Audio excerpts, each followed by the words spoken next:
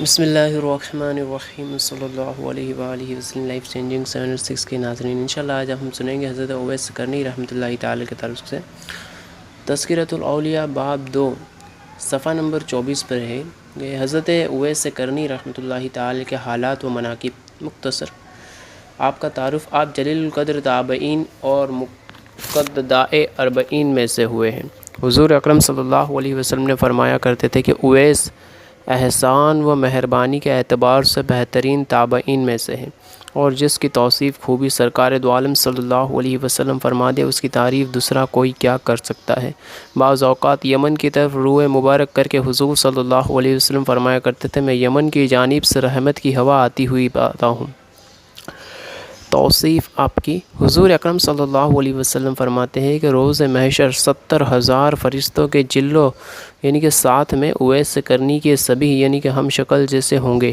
اویس کو جنت میں داخل کیا جائے گا تاکہ مخلوق ان کو پہچان نہ سکے سوائے اس شخص کے جس کو اللہ ان کے دیدار سے مشرف کرنا چاہے، اس لیے کہ آپ نے خلوت نشین ہو کر تنہائی اختیار کر کے اور مخلوق سے روپوشی چھپنا اختیار کر کے محض اس لیے عبادت و ریاضت اختیار کی کہ دنیا آپ کو برگزیدہ خیال نہ کرے، اور اسی مصلحت کے پیش نظر روز محشر آپ کی پردہ داری یعنی ظاہر نہ ہونے کو قائم رکھی جائے گی۔ حضور اکرم صلی اللہ علیہ وسلم نے فرمایا کہ میری امت میں ایک ایسا شخص ہے جس کی شفاعت سے قبیلہ ربیہ اور مزور کی بھیڑوں کے بال کے برابر گناہ گاروں کو بخش دیا جائے گا۔ ربیہ و مزر دو قبیلے ہیں جن میں کثرت سے بھیڑیں پائی جاتی تھی، اور صحابہ اکرام نے جب حضور صلی اللہ علیہ وسلم سے پوچھا کہ وہ کون شخص ہے اور کہاں مقیم ہے، تو آپ نے فرمایا کہ اللہ کا ایک بندہ ہے۔ پھر صحابہ اکرام نے اصرار کیا تو آپ نے فرمایا کہ وہ اویس کرنی ہے۔ چشم باطن سے زیارت ہوئی۔ جب صحابہ نے پوچھا کہ کیا وہ کبھی آپ کی خدمت میں حاضر ہوئے ہیں، آپ صلی اللہ علیہ وسلم نے فرمایا کہ کبھی نہیں، لیکن چشم ظاہری دیدار کے بجائے چشم باطنی روحانی قوت بشری سے اس کو میرے دیدار کی سعادت حاصل ہے، اور مجھ تک نہ پہنچنے کی دو وجوہ ہے۔ اول غلبہ حال ہے، دوسرا تعظیم و شریعت، کیونکہ اس کی والدہ مومنہ بھی ہے اور ضعیفہ و نابینا بھی، اور اویس ستور بانی دوسروں کے اونٹ چرانے کے ذریعے ان کے لیے معاش روزی حاصل کرتا ہے۔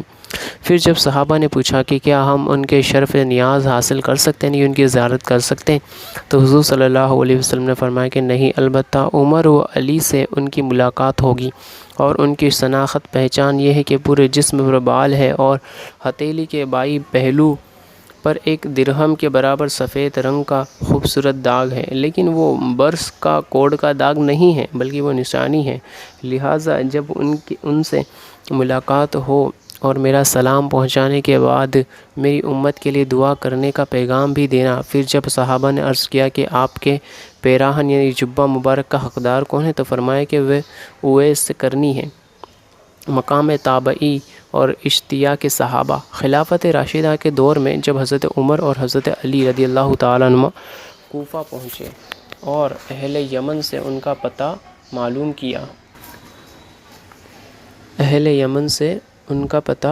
معلوم کیا تو کسی نے کہا کہ ان سے پوری طرح تو واقف نہیں، البتہ ایک دیوانہ آبادی سے دور عرفہ کی وادی میں اونٹ چرایا کرتا ہے اور خشک روٹی اس کی غذا ہے، لوگوں کو ہنستا ہوا دیکھ کر خود روتا ہے اور روتے ہوئے لوگوں کو دیکھ کر خود ہنستا ہے۔ چنانچہ حضرت علی اور حضرت عمر رضی اللہ تعالیٰ عنہ جب وہاں پہنچے تو دیکھا کہ حضرت اویس نماز میں مشغول ہے اور فرشتے ان کے اونٹ چرا رہے ہیں۔ نماز سے فارغ ہونے کے بعد جب ان کا نام پوچھا تو جواب دیا عبداللہ یعنی اللہ کا بندہ۔ حضرت عمر نے فرمایا کہ اپنا اصلی نام بتائیے، آپ نے جواب دیا کہ اویس ہے۔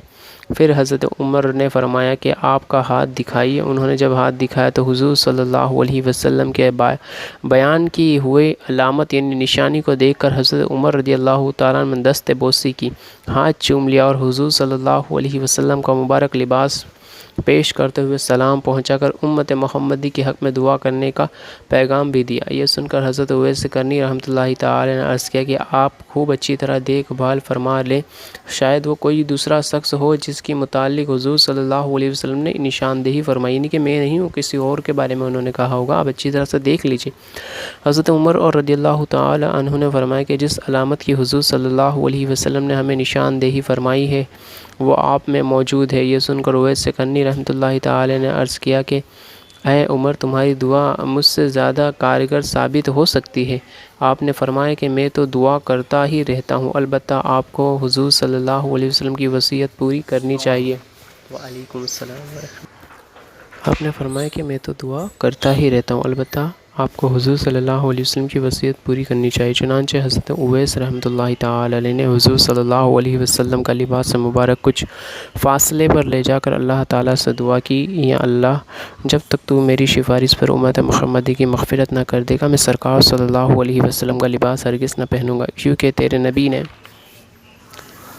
اپنی امت کو میرے حوالے کیا ہے۔ چنانچہ غیب سے آواز آئی کہ ہم نے تیری سفارش پر کچھ افراد کی مغفرت کر دی، لیکن آپ نے پھر عرض کیا کہ پوری امت کی مغفرت فرما دے۔ جواب ملا کہ ہم نے 1000 افراد کی بخشش کر دی۔ اسی طرح آپ دعا میں مشغول تھے کہ حضرت عمر اور حضرت علی آپ کے سامنے پہنچ گئے۔ جب آپ نے سوال کیا تو آپ دونوں حضرات کیوں آ گئے؟ میں تو جب تک پوری امت کی مغفرت نہ کروا لیتا اس وقت تک یہ لباس کبھی نہ پہنتا، مقام ولایت و خلافت سے بہتر ہے۔